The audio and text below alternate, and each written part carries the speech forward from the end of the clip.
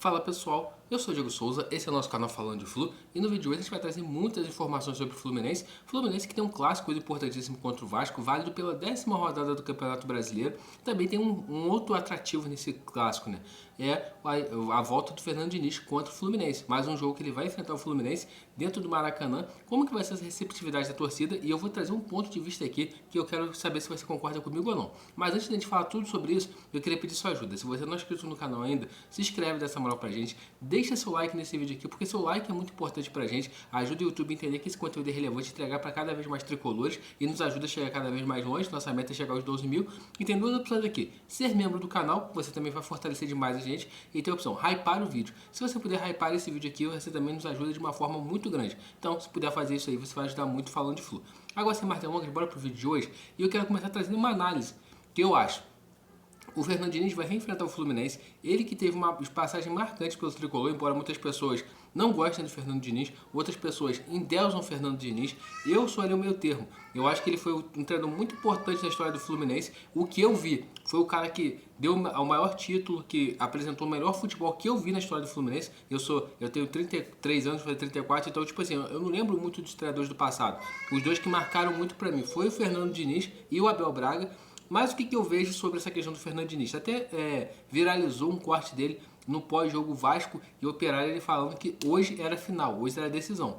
E pelas entrevistas dele dá pra ver que ele ainda não esqueceu o Fluminense. E ele quer provar que ele não deveria ter saído do Fluminense, porque eu acho que ele saiu do Fluminense meio ferido, meio magoado, achando que talvez ele estava no caminho certo, embora todo mundo saiba que ele não estava no caminho certo. As escolhas e convicções dele poderiam nos levar para a Série B, e ele podia ter mudado, né? Até recentemente a gente fez uma live aqui com o Cícero Melo, e ele trouxe uma informação de bastidores que quando o Fluminense não estava num momento bom, o Mário e o Fred se reuniram com ele e pediram se tinha como ele mudar um pouco o jeito de jogar, pelo menos até sair daquela situação, e ele falou que não pararia de jogar naquele esquema, porque era o único jeito que ele sabia fazer o time jogar e tal. Então eu acho que isso tudo pesou para a saída dele, mas ele saiu meio magoado com tudo isso, e eu acho que ele quer provar hoje que ele merecia ter mais tempo no trabalho do Fluminense.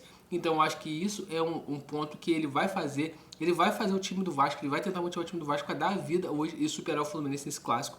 Só que aí, passando para o outro lado do Renato. Quando a gente pega o histórico de confrontos, o Renato tem muito mais vitórias que o Fernando Diniz nesse confronto. Então a gente sabe que o Renato sabe como neutralizar esse estilo de jogo do Fernando Diniz. E principalmente, eu acho que o Fluminense, para vencer o jogo de hoje, já vai falar de escalações e tudo mais, tem um trunfo importante, que é o quê?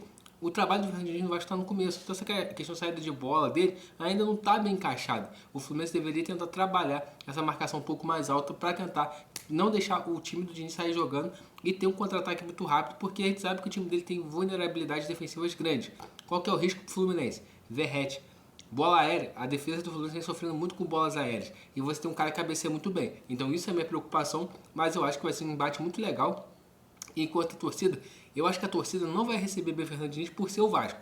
Porque se não fosse contra o Vasco, se fosse contra outro time de outro estado, talvez, algumas pessoas iriam aplaudir ele, porque realmente ele tem um lugar marcado na história do Fluminense. Ele não é esse horror todo que o pessoal fala. E eu até falo, a gente ganhou muita Libertadores de 2023, muito pelo que ele conseguiu potencializar daquele time. Talvez se fosse qualquer outro treinador, a gente não ia conseguir. E agora, analisando pelo lado do tricolor, o que eu vejo? Quando o Fluminense rompe lá atrás com o Fernando Diniz, traz o Mano, a gente perdeu um pouco da nossa identidade, aquele futebol ofensivo, futebol de posse de bola. E quando o Renato chega, meio que ele ficou no subconsciente que isso voltaria. Só que até o momento não voltou. O Renato não conseguiu encaixar um time conseguindo ir bem ofensivamente, o time conseguindo ter jogadas ofensivas. Mas os resultados do Renato, mesmo com o time não jogando bem, são bons. A gente está em sétimo no Brasileiro, classificado na Copa do Brasil. Há uma vitória de se classificar em primeiro na Copa Sul-Americana, mas ele precisa em algum momento tentar fazer esse time jogar um pouco mais, e por isso que esse jogo aqui eu acho que é crucial. Por quê? Se o Renato ganha, ele sai grande desse jogo. Por quê? Fala assim, realmente, a escolha foi certa. Se o Renato perde, a galera que é apaixonada, que é dinizista, vai começar a usar esse jogo como assim, fizeram a escolha errada, podia ter pego o Diniz de volta. Então eu acho que esse jogo vai ser um jogo muito importante pro Renato, para poder se firmar realmente no Fluminense e falar assim, a escolha foi certa. Ou abrir brechas pra galera começar a criticar ele e falar que a escolha foi errada. Agora falando um pouquinho de bola em campo, o Fluminense segue com muitos jogadores fora. Bernal tá fora, Canóbio tá fora, Mas tem mais jogadores fora, agora que eu fiz na minha memória, mas são uma infinidade de jogadores fora, além do Renato Augusto também, que agora se aposentou. E o que o Renato Gaúcho vai fazer para o provável time que ele deve mandar a campo para tentar superar o Vasco no confronto de hoje? O time deve ter Fábio no gol, Samuel Xavier na lateral direita, dupla de zaga Thiago Silva e Freitas, na lateral esquerda o Fuentes. No meio de campo, Hércules e Martinelli, lembrando, Nonato está suspenso e o Bernal está machucado. E na armação de jogadas, Paulo Henrique Ganso. No ataque, deve ter o John Arias pela direita, Everaldo centralizado e Kevin Serna pela esquerda. O que a gente analisa desse time? Minha maior preocupação é se repetir um pouco do que aconteceu no jogo contra o Botafogo. Por quê? Se o Renato Gaúcho deixar o time do Diniz ter a posse de bola e tentar puxar o contra-ataque, eles têm o Paulo Henrique Ganso que não tem tanta velocidade e o Everaldo também não tem tanta velocidade. Qual que teria que ser a estratégia dele? Deixar o John Arias um pouco mais solto e tentar puxar esse contra-ataque com o John Arias em velocidade, Kevin Serna pelo outro lado, para conseguir surpreender o time do Vasco, principalmente quando eles subirem as linhas, o Fluminense ter esse contra-ataque e o Arias e o Kevin Serna conseguir incomodar demais a defesa do Vasco. Por outro lado, o que é minha preocupação? A questão de marcação no meio de campo. Tanto o Hércules quanto o Martinelli não tem aquela característica de ser volantes pegadores. E ainda tem o Paulo Henrique Ganso, que é um jogador que todo mundo sabe que ainda não está 100% fisicamente. Quando está 100% fisicamente, ele não é um jogador de muito combate. Ainda assim, está 100% fisicamente, é um jogador que acaba cedendo muitos espaços ali na marcação. Claro, eu concordo com muita gente que fala, o Ganso não tem que marcar, ele tem que fazer o time jogar. Mas, realmente, o meio de campo do Fluminense fica um pouco mais vulnerável quando joga com essa formação. E quando a gente olha para o banco, não temos nenhum volante no banco. Tem o Thiago Santos que pode jogar improvisado por ali, tem o Lima que pode fazer a função de segundo volante, mas também não tem essa mesma pegada na marcação. Então o Renato Gaúcho vai ter que pensar muito bem se vai tentar deixar o time do Vasco ter a posse de bola. Se o Vasco tiver a posse de bola, a gente pode ter muitos problemas na questão da marcação, de ajuste de marcação, uma marcação encaixada. E o que eu falei anteriormente, tentar subir um pouco as linhas e não deixar o Vasco trabalhar bem essa bola ali dentro da sua área para tentar progredir. Qual que é o risco? A marcação do Fluminense nos últimos jogos, quando sobe as linhas, não consegue marcar uma pressão adequada. Se o Vasco quebrar a linha, vai ter muito espaço para contra-atacar. E tanto que na provável escalação do Vasco, eles têm dois jogadores muito velozes. Adson por um lado e Rayando pelo outro, para tentar municiar o Verratti no ataque.